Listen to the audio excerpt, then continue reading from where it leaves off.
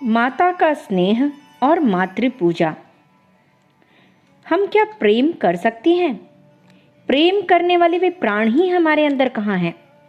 तन मन की सुधि भुला देने वाले और जगत की विस्मृति करा देने वाले भाव में डूबने के लिए हमारे प्राणों में वह आकर्षण ही कहाँ है? इसी से हम न तो प्रेम का स्वरूप ही जान सकते हैं और न प्रेम कर ही सकते हैं। हम इस संसार में जो प्रेम करते हैं वह तो मानो राक्षसी प्यार है। वह प्रेम तो हम करते हैं प्रेमास्पद को खा डालने के लिए, उसे पददलित कर उसके सारे सौंदर्य को नष्ट कर डालने के लिए और लोक में उसे घृणा पात्र बना देने के लिए। छी छी, क्या इसी का नाम प्रेम है? प्रेम का स्वरूप समझे बिना प्रेम करने से वह असली प्रेम नहीं होता है, वह तो केवल इंद्रिय चरितार्थता होती है। जिस प्रेम का उद्देश्य इंद्रिय चरितार्थता है वह कभी विशुद्ध नहीं हो सकता। इसलिए संसार में अंत तक किसी के साथ प्रेम करके सुख नहीं मिलता। हम सभी के अंदर जैसे देवता निवास करते हैं वैसे ही पशु भी हैं। सभी समय हमारे हृदय सिंहासनों पर केवल देवता ही विराजित नहीं रहते, अधिकांश समय तो हमारे अंदर रहने वाले पशु ही छिपकर प्रेम के सिंहासन पर बैठ जाते हैं और समय असमय धीरज के बांध को तोड़कर वे अपने असली रूप में प्रकट हो जाते हैं। इसी से संसार में इतना हाहाकार मच रहा है और इसी से जगत में इतनी अशांति फैल रही है। इस संसार में प्रेम का यत्किंचित स्वरूप समझना या देखना हो तो माता के समीप जाओ, वहाँ बहुत कुछ विशुद्ध प्रेम का स्वरूप देख सकोगे। यह माता भी हमारी उस जग जननी का ही अंश है, उस त्रिलोक प्रसवनी नित्य माता का ही स्वरूप है, उसी का प्रतिबिंब है। इससे जो प्रेम मिलता है वह इतना सुंदर और निर्मल है, ठीक मानो पुण्य सलीला भागीरथी की पवित्र धारा के समान अत्यंत स्वच्छ, अत्यंत शुद्ध और परम पवित्र है। जो इस माता की भक्ति कर सकता है, दिल खोलकर माँ पुकार सकता है, वह शीघ्र ही उस चिन्मयी माता को भी पहचान सकेगा। वह सर्व चराचर रूपिणी जगतमयी हमारी माँ कितने रूपों में, कितने भावों में और कितने स्वांगों में सजकर हमें अनवरत कितना आनंद दे रही है। हम कभी उसे आंखें खोलकर देखते हैं? माँ जैसे बच्चे को गोद में लेकर उठाकर नचाती है, वैसे ही वह सच्चिदानंदमयी माँ हमें कितना नाच नचा रही है। उसके नित्य नवीन मनोहर नित्य की भाव भंगिमाओं में न मालूम कितने जन्म और हमारा कितना रूपांतर हो जाता है। उस माँ की हम क्या पूजा करेंगे? कितना समय उसकी पूजा में लगाएंगे? वह तो प्रतिक्षण ही हमें लाड़ लड़ा रही है, हमारी पूजा कर रही है। हम उसके मातृ हृदय को तृप्त करने के लिए माँ माँ पुकारें। हमारे मुख से इस माँ शब्द को सुनने के लिए ही वह न मालूम कितने दिनों से कान लगाए बाट देख रही है। कितने युग बीत गए, बाट देखते देखते ही कितनी बार सृष्टि, स्थिति और प्रलय हो चुके, तब भी हम माँ माँ पुकार कर उसके हृदय को सुखी नहीं कर सके। हाय दुर्भाग्य, हाय रे पाशविकता! हमारी उस माँ का हृदय अनंत प्रेम का निर्झर है, इसी से वह हमारा पीछा नहीं छोड़ रही है। इतनी उपेक्षा करने पर भी वह हमारी अपेक्षा कर रही है। हमारे लिए न मालूम कितने युगों से माता के वक्षस्थल से स्तन्य सुधा की अनवरत धारा बह रही है। उस प्रेम सुधा धारा से आजकल न मालूम कितनी प्रेम नदियां और कितने प्रेम समुद्र बन गए, परंतु हमारे अभागे हृदय पाषाण का एक कण भी नहीं बहा। यह जीवन की कैसी विडंबना है! हम किस अभिमान के पहाड़ की चोटी पर बैठे हैं। वह अनंत प्रेम धारा कितने हृदयों को धोकर चली गई, पर क्या उसने हमारे हृदय तीर को स्पर्श ही नहीं किया? नहीं, निश्चय ही उसने स्पर्श किया है। हम सोच समझकर इस बात को नहीं देखते। वह तो रोज रोज ही स्पर्श कर सकती है, परंतु हम उसे दिल लगाने तक ही देखते हैं। हम तो अपने मन के आवेग में ही मस्त हुए बैठे हैं, न मालूम किस काल्पनिक सुख के नशे में चूर हो रहे हैं। फिर उसकी पूजा हमारे कानों में कैसे प्रवेश कर सकती है? सुनने वाला तो स्वयं पागल हो रहा है।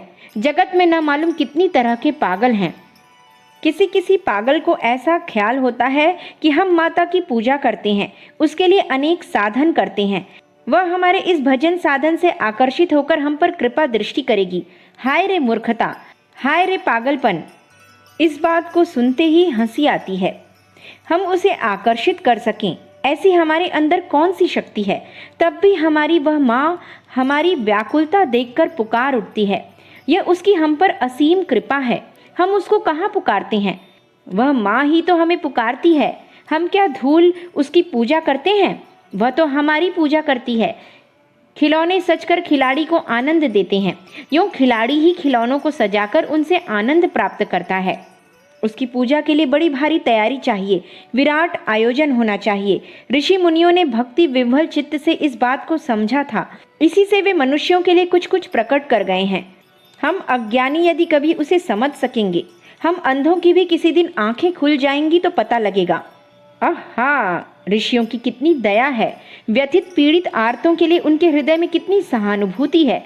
क्यों न हो, माता के सच्चे सपूत तो वही हैं जिन्होंने माँ ही को समझा है, वह माँ के मन की बात जान सके हैं। हमारी वह माँ नित्य आर्त त्राण परायणा है, संतान वत्सला है। पर हम ऐसे कपूत हैं, ऐसे पाषाण हृदय हैं कि ऐसी माता की ओर भी एक बार आंख उठाकर नहीं देखते। हम जिस जमीन पर बैठे हैं, जिस पर से चल फिर रहे हैं, उठते बैठते हैं और जिसका रस प्रतिदिन फल फूलों के रूप में, नाना प्रकार के अन्न के रूप में हमें तृप्ति कर रहा है, वह कौन है? अरे वही तो हमारी माँ है। माँ को दूसरी जगह ढूंढने कहाँ जाओगे? रोज ही तो नन्हे से शिशु की तरह उसके हृदय पर चढ़कर शक्ति भर उसका रस खींचकर पी रहे हो, उसी से तुम पुष्ट हो। वही तो हमारी करुणामयी है, वही तो धरणी है, हमारी माँ। मही स्वरूपेण यथः स्थितासी। रोज जो प्यास से व्याकुल होकर कुलकुल करते हुए जल पीते हो और उससे प्राण बचे समझते हो, जानते हो उस जल के अंदर जीवनी शक्ति कौन है? जल पीकर क्यों तृप्ति होते हो? इस जीवन रूप में भी जगत की जीवन स्वरूपा हमारी वह माँ ही है। अपा स्वरूपा स्थित्या त्वयेतत्। यह जो मंद मंद सुख भरी हवा चल रही है, जिससे शरीर और मन शांत हो रहे हैं, यह उसी का तो स्पर्श है जो इतना सुख देती है, इतनी स्पष्टता के साथ सदा तुम्हारे सामने खड़ी रहती है। तुम उसको कहाँ पहचानते हो, कहाँ समझते हो? अरे तुम तो समझने की चेष्टा भी नहीं करते। इतने पर भी यह कहने में नहीं सकुचाते कि वह कहाँ है, उसके दर्शन कहाँ हो सकते हैं। उसको प्राप्त करना केवल बात ही बात है। तुम समझते हो मानो माँ सदा छिपी ही रहती है, उसे खोज निकालने का भार मानो तुम्हारे ही ऊपर पड़ा हुआ है।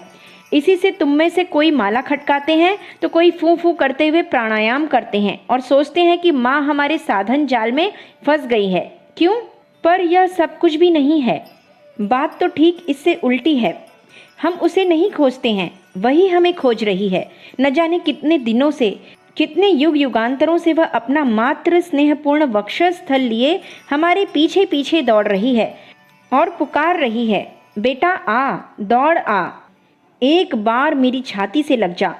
अरे चंचल, अरे अबोध, मेरे लाल चला आ, एक बार फिर माँ की गोद में। वह हमें हिलाती है, उठाती है, बैठाती है, खिलाती पिलाती और सुलाती है। हमारे लिए वह कितने रोने हंसने के खेल खेलती है, तब भी हम अपनी उस माँ को याद नहीं करते। उसको पुकारने और साधना करने का अब और क्या आयोजन कर रहे हो भाई? वही तो तुम्हारी सब कुछ है, वही तो तुम्हारे भीतर बाहर है, वही अस्थि मांसमय शरीर है, वही तो तुम्हारे प्राण मन बुद्धि है, वही तो तुम्हारा प्रिय अंतरतर है। अरे वही तो तुम्हारा आत्मा है। उसकी भेंट भी क्या चढ़ाओगे? वह न हो तो तुम्हारी जबान ही नहीं खुले। जो कुछ है सो तो उसी का है, किसकी चीज किसे दोगे? इतना सा ज्ञान होने पर ही तो सारे साधन भजन का अंत हो जाता है। इतना तो हमें अवश्य ही करना पड़ेगा, जिससे उसकी स्मृति धारा बहती रहे। कैसे अचरज की बात है, इतनी उधेड़ बुन कर रहे हो परंतु उसे याद नहीं करते। लोग दिखाओ जो ध्यान करते हो, वह भी कितनी देर, फिर उसमें भी ना मालूम कितनी बार अन्यान्य विषयों का चिंतन करते हो। यह न तो उसका असली स्मरण है और न साधना ही है। उसका निरंतर चिंतन करना पड़ेगा, प्रत्येक बोध में उसी का अनुभव करना होगा। क्या तुम जानते हो कि इंद्रियों के द्वारा यह मन जो असंख्य खेल खेलता है, वह क्या अपनी शक्ति से खेलता है? जितने भी बोध के विषय हैं, उनमें से एक भी ऐसा नहीं है जिसका विकास उस माँ के पदनिक्षेप के बिना हो सकता हो। क्या तुमने कभी इस बात पर विचार किया है? मन जो इंद्रियों के द्वारा दौड़ता फिरता है, इसके प्रत्येक वेग से जो कल्पना या चिंता रहती है, वह उस माँ के चरण कमलों से प्रस्फुटित रहती है। इसके सिवाय अंट संट और जो कुछ होता है सो सब तो भूत की बेगार के ढोने के समान है, उसमें कोई भी लाभ नहीं है। उठो जागो, नींद में ही उठकर इधर उधर हाथ मारने से कोई लाभ नहीं होगा। भली भांति जाग उठो, सब छोड़कर एक बार जगकर बैठ जाओ। जो कुछ है सब उसी का है, वही सच है। इस स्मृति को स्पष्ट कर डालना होगा।